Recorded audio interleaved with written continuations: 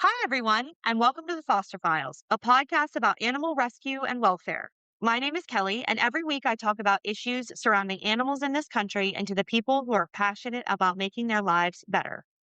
On the podcast today is Julie Cappiello, president of Voters for Animal Rights. Julie joined as a board member in 2018 and became the president just this year. She's agreed to talk to me today about the issues surrounding carriage horses in New York City. Welcome, Julie. Thank you so much for having me. It's so nice to be here. Thank you so much for coming on. And, the reason that you're here and the timeliness of it, to be frank, really, really sucks. But I'm really excited to kind of dive into this conversation with you. It's actually something I've been wanting to talk about for a while. But it just seemed really urgent with what recently happened in New York. So, for those of my listeners that don't know, why don't you tell us a little bit about what happened about a week or two ago? And then, unfortunately, we're going to have to give a sad update today as well. So go ahead. So last week on June 9th, we had an incident where Dennis, a carriage horse, collapsed and died in Central Park.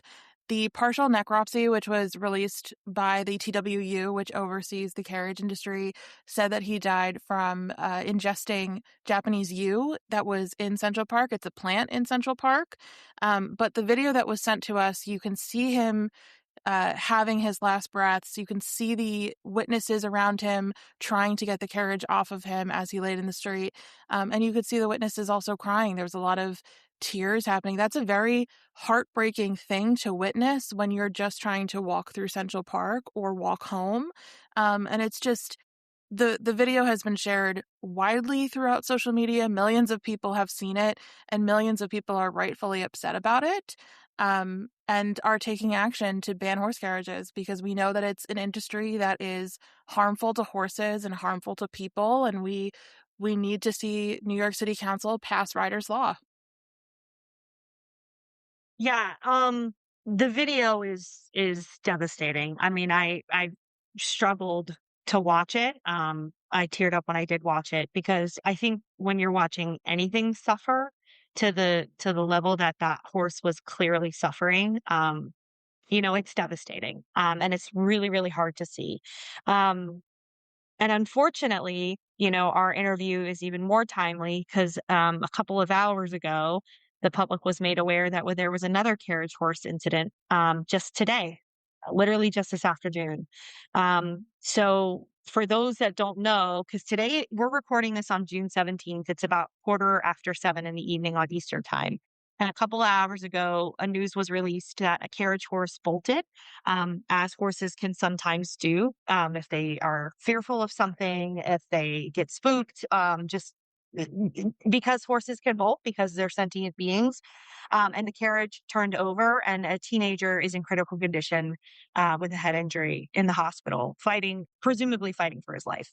Uh, so there are a lot of risks. Obviously, we know about the risks to horses in this, but obviously there are some risks with people participating in this. So why don't you tell us a little bit about the way that VFAR views the carriage horse ban, what that might look like, and yeah, let's start there. Voters for Animal Rights actually started because we were working on the carriage horse ban in another organization. So the founder, Allie Taylor, and I started Voters for Animal Rights because we knew that we needed to not just focus on the horse carriage industry, but we needed to expand our efforts and still include the horse industry, just expand to other animals. So that's really what started VFAR, was the passion for ending the carriage industry. And that is something that we've seen time and time again be dangerous to people. We've seen incidents where horses are dropping dead. We've seen incidences where horses are hitting into taxi drivers and people driving in Columbus Circle. And it's just a consistent problem in New York City. And that's something that we really take to heart. We have been working on this for over 10 years. I've personally been working on this issue for over 15 years. And what we do is we connect anyone who is willing to speak with their city council member, to get on a meeting with the city council member, to give them a call. We work to connect those people. We're the bridge between everyday New York residents and their city council members to protect animals. So we have tools in our arsenal that allow us to have people send emails, have people call, have people do meetings or attend lobby days is something that we try and do as much as possible, so that New York City council members are meeting with their constituents. Constituents are talking about the industry that they want to ban and what matters to them. And what matters to them is protecting animals. And we are all volunteer. We do this on our nights, on our weekends. It's not something that we get paid to do. It's just something that we do because we know the animals need us, and we are incredibly effective, if I do say so myself, for such a all volunteer organization of 3.5 people. So So I would agree. You're very effective. I had an opportunity to speak with Allie on this podcast, and I learned so much about the work that you guys do. And so, what do we know about the history a little bit of carriage horses in New York City? I mean, presumably it's been around for decades and decades. it's been around since the park opened. So, obviously we started with transportation with, carriage horses as a way for us to get around and means before cars. But when the park opened, it was really a way for wealthy New York City elites to show off their horses. And Central Park was actually designed with carriages in mind so that you could have a specific view of Central Park. So it was like the 1860s, I want to say, around that time. But we know with any industry and with any city, as the city evolves, the industry needs to evolve alongside of it. And the city is just absolutely a problem for horses. Just it's not a place where horses need to be anymore. It's not a place where they should be anymore. They shouldn't be in our traffic. They shouldn't be in Central Park. We've evolved to use cars. We've evolved even pedicabs as a way of like sightseeing. We don't need prey animals in the one of the loudest cities in New York. So this carriage horse ban has been talked about forever. I mean, as long as I can remember, even before getting into animal advocacy in any real way. Why? What is the opposition? Are we talking about a situation where, council members are just, not really worried about it because they're not hearing from their constituents that they care about it, which is something that Senator Piscitano talked to us about when I had him on the podcast. It's not that it's not a bipartisan issue, it's just that it's not brought up enough, kind of. Or do we have active opposition against the banning of carriage horses? And if so, like, what does that look like? Yeah, there's definitely opposition. So the TWU, which is the Transit Workers Union, they oversee the carriage drivers. They represent the carriage drivers, and they are an incredibly powerful union in New York City. So the council members really listen to them. And one thing that is the missing piece of all of this is that TWU has refused to sit down with Voters for Animal Rights to find a middle ground on how to end the industry. We don't want to put people out of work, but we know that there is no way that this industry can exist with the way that it's going. It can't exist in New York City for the safety of the drivers, the safety of the horses, the safety of New Yorkers, but we need to find a way to transition that so that the workers are not put on the unemployment line at the end of the day. So Voters for Animal Rights has been trying and trying and trying, and the invitation is still open for the TWU to sit down with us and figure out what the end of the industry will look like, because it will end one way or another, and we don't want the drivers to be left behind. Another thing is that even though the carriage drivers are represented by the union, they don't get union benefits. So they don't have health care. They don't have, paydays off, like any of that. So they're represented by the union without the union benefits that they deserve. So when we were talking about Rider's Law, which was just reintroduced last week as well, that has significant increase in the potential salary for carriage drivers if they were to transition out of this industry and into something else. Upwards of 70,000 was what Councilmember Chris Marte had said, he is the lead sponsor on that bill. And that's a significant increase. They hover around $40,000 a year now, which is very in flux based on suspension days with extreme weather or possible events happening in New York City parks where um, they can't be out for the carriage rides because there's no way to get to them. I have a feeling, I haven't looked into this, but I have a feeling that there's going to be an issue with all of the Knicks parades happening and things like that. Right. Like they might not be able to be out for that. So when they're not working, those carriage drivers lose money.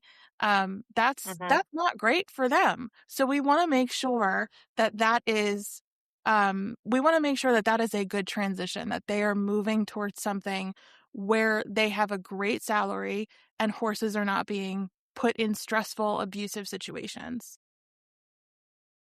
So it sounds like you guys have really come up with some excellent workable talking points for the people who are employed by this industry.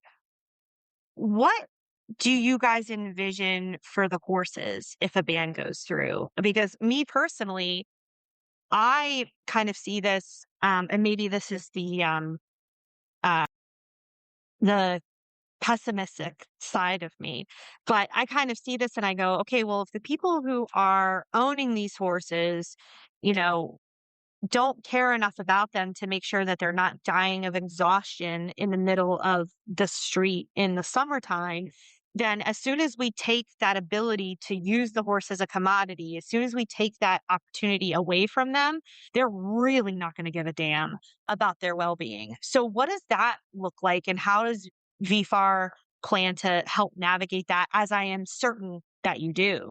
It is something that we have planned for, thankfully. We have worked with over 24 sanctuaries and private homes that are willing to rescue these horses. We have homes and sanctuaries lined up for every single carriage horse, every single one.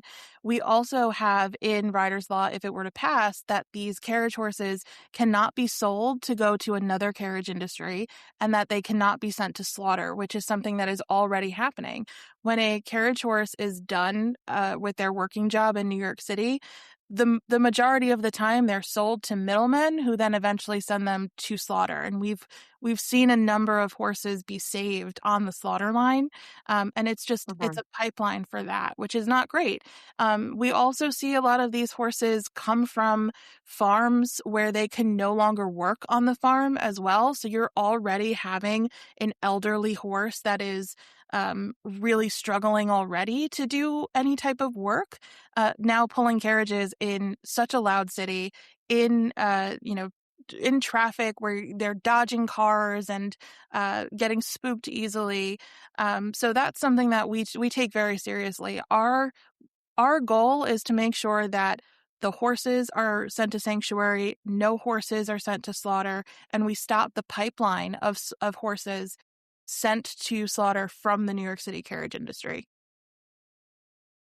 So, notably, the city of Philadelphia just did their own carriage horse ban. So, talk to me about and honestly, I'm kind of springing this on you a little bit. So, if you don't have a good answer for me, that's okay. But talk to me a little bit about why you think and how you think Philly was able to get that done.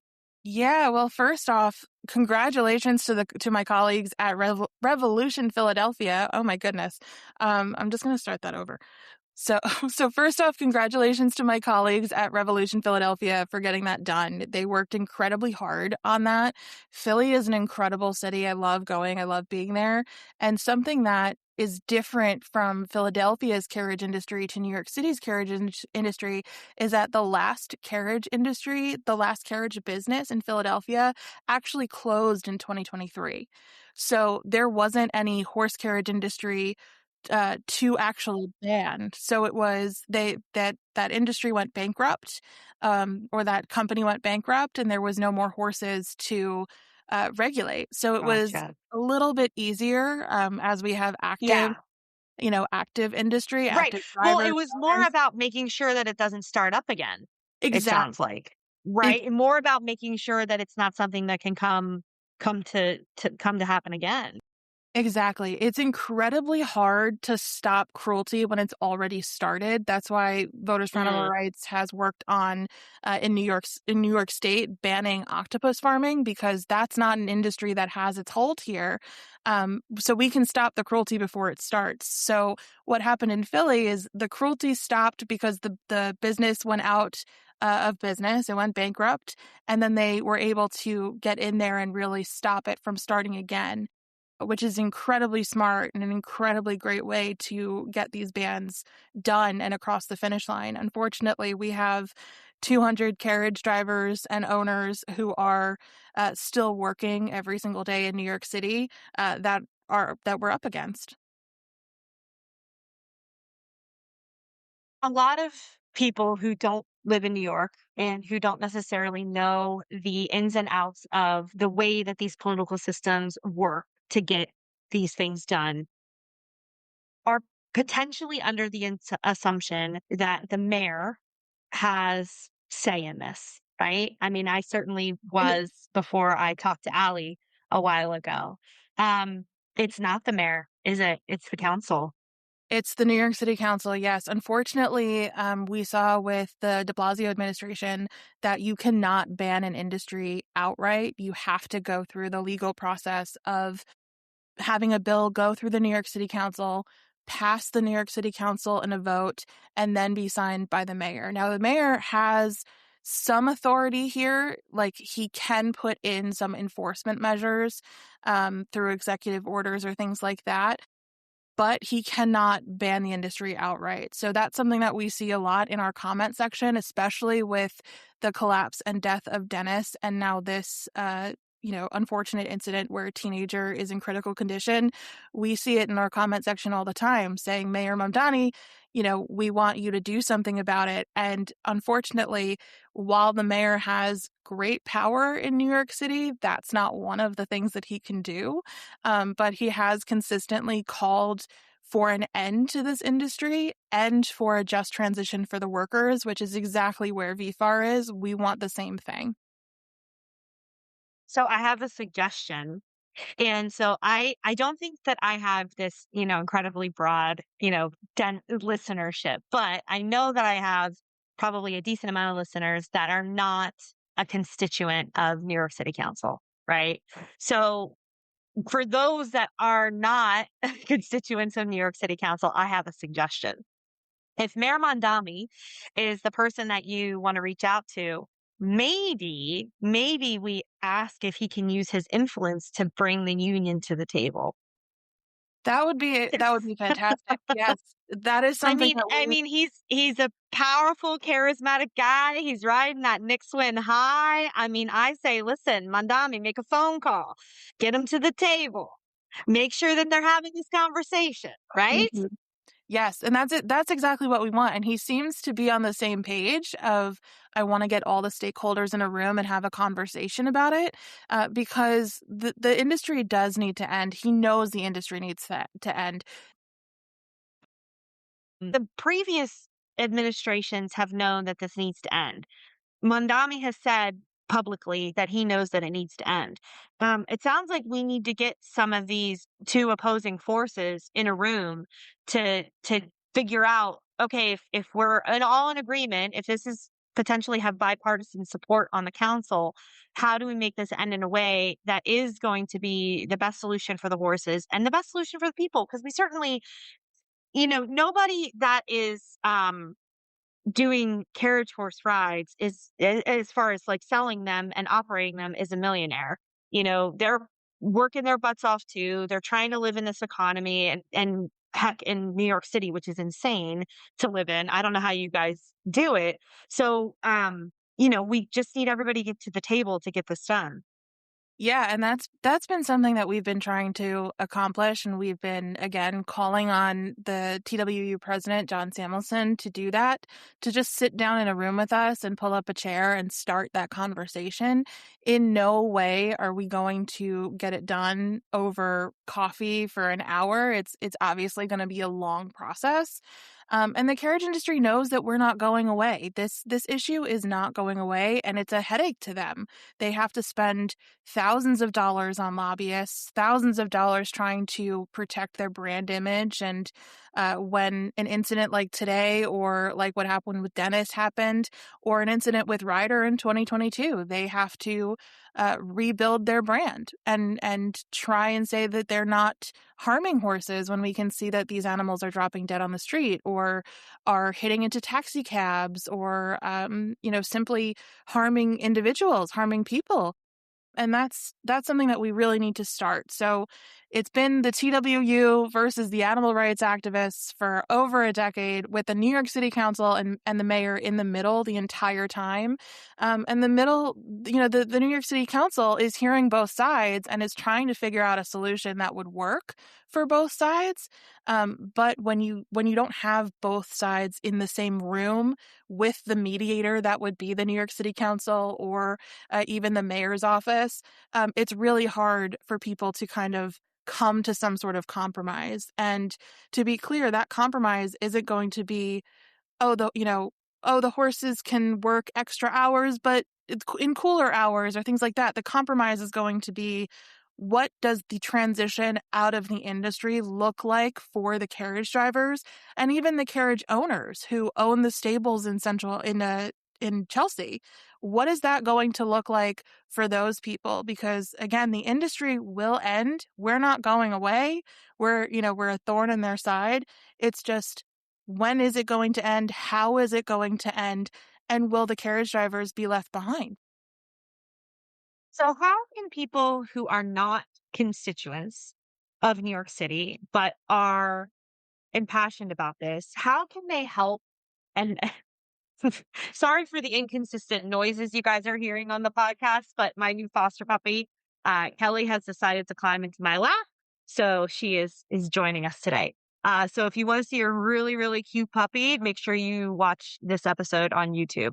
But how can people not just sit in your comments on social media, right? How can people actually support this? Who can they? Because they're not constituents of New York City, but can they reach out to the council members? Can they reach out to the president of the union? What does that look like to offer you guys some support from all over the country? I would say, if you're not a resident of New York City, please do not contact the council. The council, Okay. any legislators really want to hear from their constituents. They don't want to hear from Okay. outside individuals, unless you've been impacted by the carriage horses in some way, shape, or form, like the passengers today. Um, if they are tourists, we don't know for sure, but if they are tourists and they were impacted, that would mean, yes, please go reach out to the city council with your story. But one thing that you could do, which is really impactful, is signing our petition at vfar.org/ban horse carriages NYC. We can keep you updated on the ongoings of what's happening in New York City on the horse carriages. And then another thing is, again, we're an all volunteer organization. We're doing this day and night. A lot of the times the money is coming out of our pockets for signs or events and things like that. And we would really appreciate any donation, any like anything that you could do to support us, whether that is, again, donating, even $5 helps. Following us on social media, sharing our posts, and getting the word out there is really impactful as well. And if you do live in New York City, definitely contacting your legislators and urging them to pass Rider's Law. So in the show notes is going to be a link to the petition. It's Okay. also going to be a link to donate to Voters for Animal Rights. And I will also put in a link for, if you are in New York City, how you can find your legislator to make sure that you are contacting the right person to get them to vote for Ryder's Law. So I will include all of that in the show notes. So, Julie, this dog, I she's love her. she's really trying me today. So is there anything else that you would like to leave us with this afternoon before we move on to the foster spotlight? Is there anything else that you would like to, you know, talk about that you wish the public knew about this issue or animal welfare in general? One thing that I really want people listening to know is that we wouldn't be alerted to these incidents happening all across the city if it wasn't for people documenting and sending them to us. So the incident with Dennis on June 9th, we were able to get a statement out and push people to signing our petition. And we had over 5,000 New Yorkers send emails to the New York City Council, which is incredible. That's incredible. And That's that amazing. it's all because people on the ground are sending us these things as it's happening. The incident today, we were able to get something up today and have people contact their New York City Council members because we're able to bring awareness to that. So something that we get asked a lot or commented a lot is, why aren't you helping the horse do something? And filming is doing something. Filming and sending it to us is doing so much more than people realize. If we can get the word out that this is happening, the more we can put pressure on TWU to sit down with us and have a conversation, the more we can show the New York City Council that this is just not a sustainable industry. And the more we can also document what is happening, how many carriages are hitting into taxis, how many horses are dropping dead. This is something that's incredibly hard for us to track because the industry is very secretive about this. We don't know when horses are passing away from colic in the stables. We don't know if a horse is, collapsing in Hell's Kitchen if there's no video or photographic evidence. So the passersby, if you see something happening, take a photo, take a video, send it to us so we can get the word out. Pretty sure See Something, Say Something started in New York City. It did. So that's where we're going to leave that today.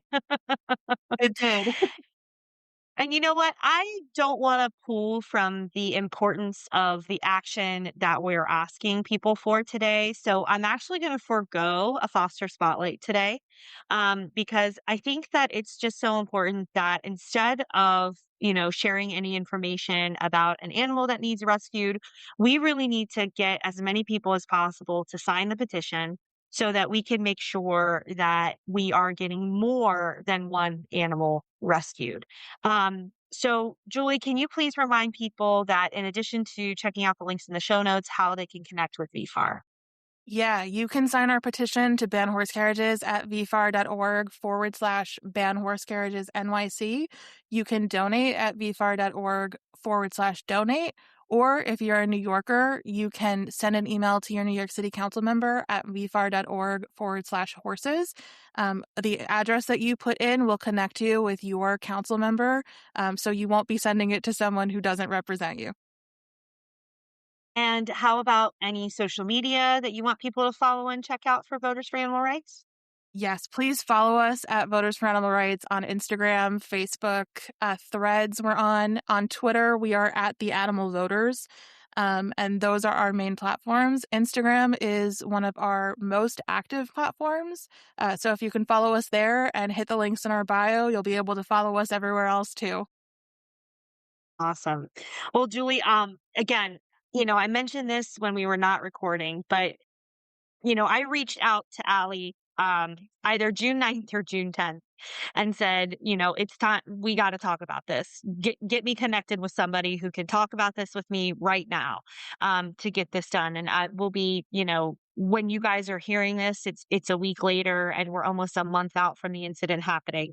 But it's so timely and it's so important that we kind of try to strike while the iron's hot, while emotions are high in this situation, because even though emotions are high right now, this is an ongoing issue and we don't want to lose focus on that. So I'm so grateful for your time today. Thank you very much for joining me. I really appreciate it. And I just want to remind my listeners, you can connect with the podcast at the Foster Files Podcast on Instagram. If there's somebody else I should be talking to, like Julie, please email me at the Foster Files Podcast at Gmail. But Julie, thank you so much for your time today. I really, really, really appreciate it. Thank you so much for having me. Thank you so much for highlighting this issue and the work that Voters for Animal Rights does. And thank you to every listener who is about to follow us and take action. I cannot wait for the day when the horses are off New York City streets. How about this? After you pop champagne, nurse your hangover, and then come back on and we'll talk about that together, okay? That would be fantastic. You'll be my first call. Yay! Well, I probably won't be your first call, that I understand. I'll be your let me be your first, like, media call out, you know what I mean? I will After you get all forward the big, shake the hands and kiss the babies, then you can reach out to me and say, "Hey, Kelly, I wanna tell your 40 listeners about about the ban going in effect." I will probably have more people reaching out to me than my first call, so that would be Yes, you I will. the most amazing thing would be the minute their band is getting a call from Allie Feldman Taylor, who is the founder of VFAR, who I've worked with for Yep. 15 years on this issue. When that happens and she gives me a call, I will be we'll probably cry. We'll probably cry because it's been a long 15 years. I'm sure that it has. So, thank you again for your time today. And as a reminder to everybody out there, be kind to yourselves and be kind to animals. All right. So, we are jumping back on, Julie and I. We finished this episode where we're talking about the importance of banning carriage horses and the best practice of carriage horses. And then Julie and I were chatting, and as we were chatting, we got some really unfortunate news that the teenager that was involved in the incident just this afternoon, about quarter of 3 in the afternoon on June 17, 2026, has died as a result of his injuries. And, Julie, I'm gonna mute my mic and put my foster puppy in the hallway because she's barking a lot, and I don't want to take away from the absolute devastation uh, of what we just learned. So why don't you tell me your thoughts on this? This is absolutely heartbreaking. I think the first thing that comes to mind is that this shouldn't have happened and this wouldn't have happened if the industry didn't exist. Um, an 18-year-old went to Central Park to enjoy time with his family and had a really tragic accident after a horse spooked and lost his life from it. And it's there's almost no words. This is the first time since I've been working on this issue that someone has died from a carriage horse related incident in New York City. And it is just heartbreaking. My heart goes out to his family, to everyone that loved him and knew him. That is just, it's unreal to think that you're taking your family for a ride in Central Park and to enjoy the beautiful day that was today. We had great weather and things like that. And then to have your child pass away after something like this is just unbelievably tragic. Um, The news outlets are reporting that this horse that spooked today has only been in the city for 6 weeks doing this work. And I think that it's so important to reiterate what you said earlier in our conversation, which is these horses don't belong in an environment like this. And these horses are coming from environments that are, there's no other environment they could be coming from that's louder or as loud as Central Park in Manhattan. That's just not a possibility, right? So they're coming from a quieter environment. They're coming from a different environment. And there's so many stimuli, so many noises, so many things. And, I'm already seeing language in the article that I'm reading. And I'll post the article in the show notes for those that want to view it. But I'm seeing language in the article that, they're looking at it and going, oh, the carriage driver should never leave the carriage. And while we can take steps and, have steps in place to try to make this as safe as possible, you will not ever be able to eliminate the fact that these prey animals, as you said, because horse are prey animals, are going to have moments where they are not desensitized to this situation, especially 6 weeks in. Um, so I just I can't imagine what this family is feeling. My thoughts are with them and that kid's loved ones. And I'm sure a lot more information about this is going to come out um, by the time this podcast posts. But to have this conversation and to hear this absolutely devastating news in real time, it just reiterates how important the work is that you guys are doing. This can never happen again and never should happen again ever for any reason. It really shouldn't, and we know that the TWU is saying that it's the driver's fault. The driver shouldn't have been that far away from the horse, but we've seen this happen time and time again where the carriage driver is on the carriage holding the reins. It doesn't matter if he was a hand's, an arm's length away. This could happen any time when you have 1,000-pound animals that spook. And it's just there are no words. There are no words when a tragedy like this happens. There are feelings. There's a lot of feelings going on right now, and these are my emotions in raw time. This shouldn't it just shouldn't have happened. This family is going to go through something unbelievable tonight and the upcoming days while they're grieving, and um it shouldn't have happened. It shouldn't have happened. I think that I kind of want to close with, you know, animal welfare issues are human issues. They're community issues. You cannot advocate for one without advocating for the other. And I think that this thing that we've discovered together right now and that what we're feeling right now um, really exemplifies that and understanding that taking care of animals does also take care of people and the way that we treat animals in our society and in our communities is a reflection of who we are as a people. Um, so, Julie, I want to tell you because I know you're feeling a weight right now. I don't know you. We just met for the first time today, but to have worked on this issue for over a decade and to know that had you guys just been heard by some of these people that need to hear you, this might not have happened. I'm sure you're carrying that weight heavy right now. And so I'm so sorry for the loss that you're also feeling in this moment.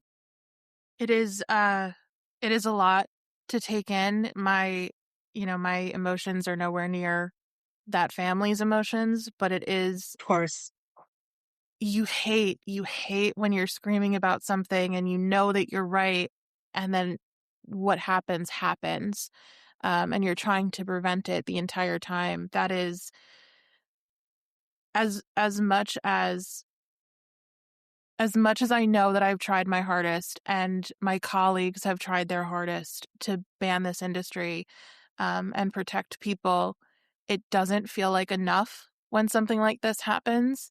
Um, but it will continue fueling that fight to make sure that it does not happen ever again. He is the first and will be the last.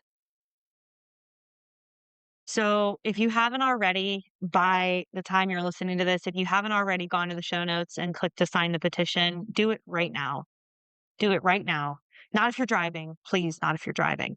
But the second you're done driving, before you scroll on Instagram, before you do doom scroll, before you check your text messages, before you make that next phone call, please go to the link in the show notes, click on the link, sign the petition, and let's all work to get this done together. Julie's been doing the work for 15 years. You can take 15 seconds. So all right, Julie. Listen, thank you again for coming on. Thank you for the work that you're doing. And my heart bleeds for everybody involved in this situation tonight. I'm so sorry. But thank you so much for your time today. Thank you for having me. And everyone, especially today, be kind to yourselves and be kind to animals.